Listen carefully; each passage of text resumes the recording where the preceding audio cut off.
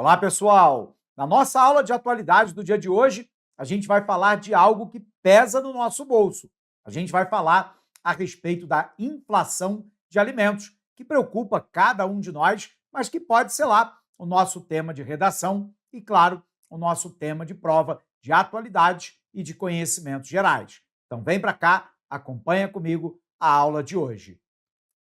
Aula de hoje, aula de atualidades, vamos falar a respeito de inflação de alimentos. Primeira tarefa, então, é a gente tentar entender o que é inflação. Parece óbvio para a imensa maioria das pessoas, mas, claro, a gente tem que tentar entender conceitualmente para a prova de concurso público. Isso porque, claro, no senso comum, a gente sabe que inflação é o aumento de preço, mas tem uma pegadinha aqui. Inflação, conceitualmente falando, é quando eu tenho o aumento generalizado e sustentado do nível de preço. Opa, professor, explica melhor isso aí. O que é o aumento generalizado do nível de preços? É quando um preço da economia, nesse caso o preço dos alimentos, ele se espalha pela maior parte da cesta de alimentos que nós consumimos no nosso dia a dia. Então, é um aumento generalizado, não é um aumento pontual, não é um aumento ali só do leite, ou só da carne, ou só do óleo de soja. É um aumento generalizado. A maioria dos preços estão aumentando. Mas mais do que isso, é um aumento generalizado e sustentado. Significa dizer que os preços aumentam e se mantêm num patamar alto. É isso que nós chamamos de inflação. O aumento generalizado e sustentado do nível de preços dentro da economia. Bom, todos nós temos acompanhado que ao longo, sobretudo, do segundo semestre de 2024 e no início de 2025, nós estamos assistindo a uma inflação de alimentos. E aí, volta e meia, os meus alunos me perguntam o seguinte: professor, como é possível o Brasil sendo um dos maiores produtores de alimentos do mundo e a gente ainda conviver com um alimento que está com um preço cada vez mais alto? É preciso, então, que a gente explique para você poder fazer uma boa redação e poder resolver uma boa questão de prova. A gente vai ver que essa inflação de alimentos, primeiro, ela tem um conjunto de explicações no clima. Isso porque, pessoal, a agricultura e a pecuária são dois setores da economia que estão extremamente sujeitos à condição climática. Sol demais, sol de menos, uma geada, chuva muito intensa, condições climáticas adversas, de certa maneira, atingem em cheio a capacidade produtiva. E aí, ao longo de 2024, nós tivemos condições climáticas adversas à produção alimentar. Primeiro, na região centro-sul do país, nós tivemos uma seca bastante severa em algumas localidades. E isso acabou afetando a produção de trigo, de soja e de milho. Aqui ainda há um problema duplo, que a produção de soja e milho, ela não impacta somente o milho para o consumo humano e a soja, que é a base, por exemplo, do nosso óleo de soja, da margarina e de uma série de outros subprodutos. O que acontece também é que o milho e a soja, mas sobretudo o milho, ele é a base da ração animal, por exemplo, das aves. E aí, a produção de aves e ovos foi encarecida porque a base da alimentação das aves, que é o milho, encareceu. Então, quando eu tenho uma seca no centro-sul que afeta a produção de milho e soja, eu encareço a ração animal. Resultado, a carne bovina fica mais cara, porque os pecuaristas, às vezes, têm que complementar a alimentação desses animais com ração, e a ração ficou mais cara. A ração de aves tem como base o milho. Com a quebra na safra, o milho ficou mais caro. A ração mais cara, óbvio, as aves ficaram mais caras, porque o custo de produção aumenta, e os ovos também. Nós fomos particularmente afetados pelo custo do ovo no início desse ano de 2025. Mas aqui nós tivemos um impacto também no trigo. O Brasil não é um grande produtor de trigo. As condições climáticas brasileiras não são favoráveis à produção desse grão. E aí a seca agravou ainda mais essa condição. Paralelamente a isso, nós tivemos chuva demais no Nordeste. E aí a situação foi inversa. Afetou em cheio a produção de frutas e afetou também a produção de verduras.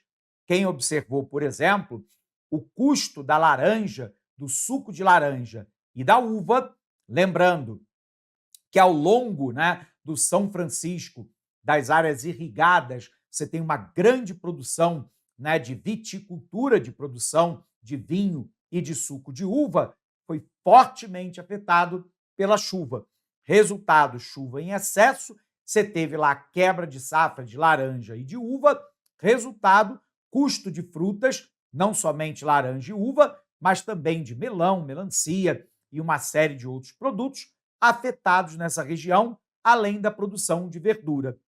Para completar, a gente teve a tragédia da inundação no Rio Grande do Sul, que é um grande produtor de alimentos, de carne, mas também de arroz. É o maior produtor brasileiro de arroz. Embora grande parte da safra já tivesse sido colhida, houve um impacto, aqui ou ali na produção de agropecuaristas. Resultado, primeira explicação, a condição climática. Ela é a única, professor? Claro que não.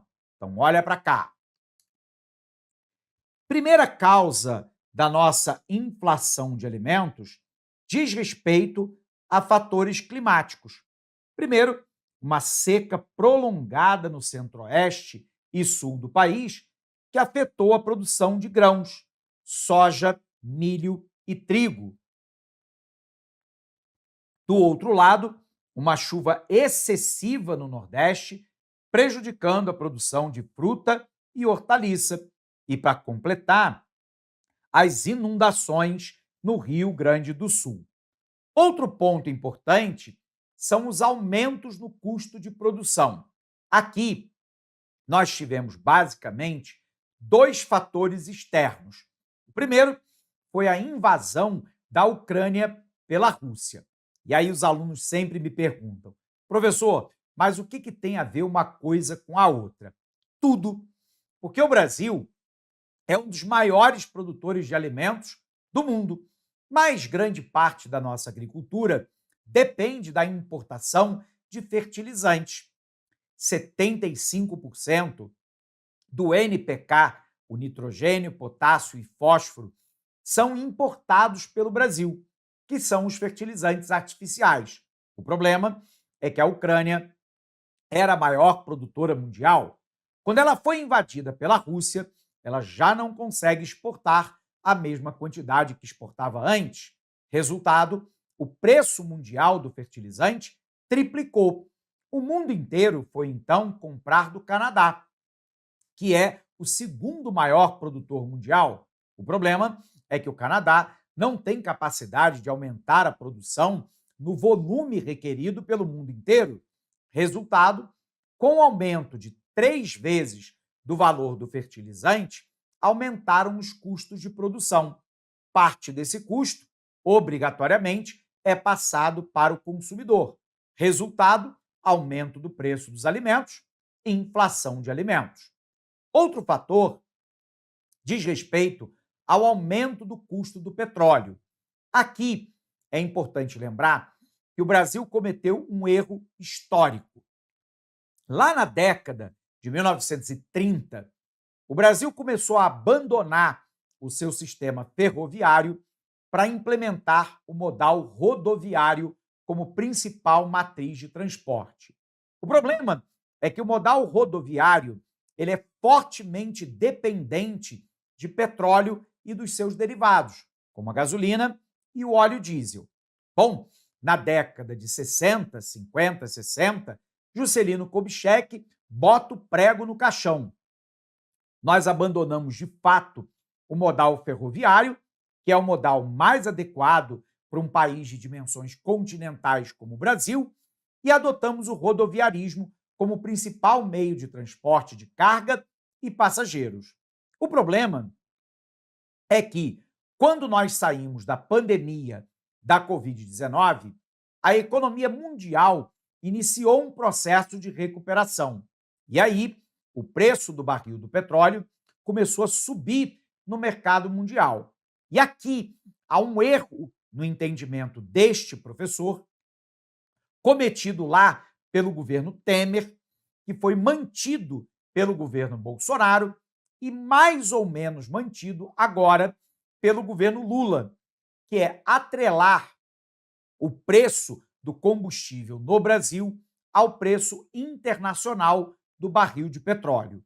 Por que eu considero um erro?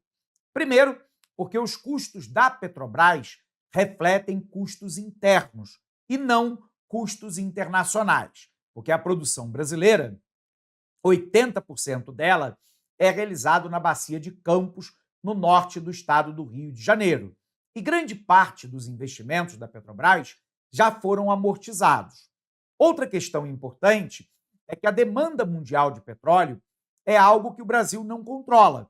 E muitas vezes o petróleo dispara e não tem nada a ver com a produção doméstica ou com o consumo doméstico.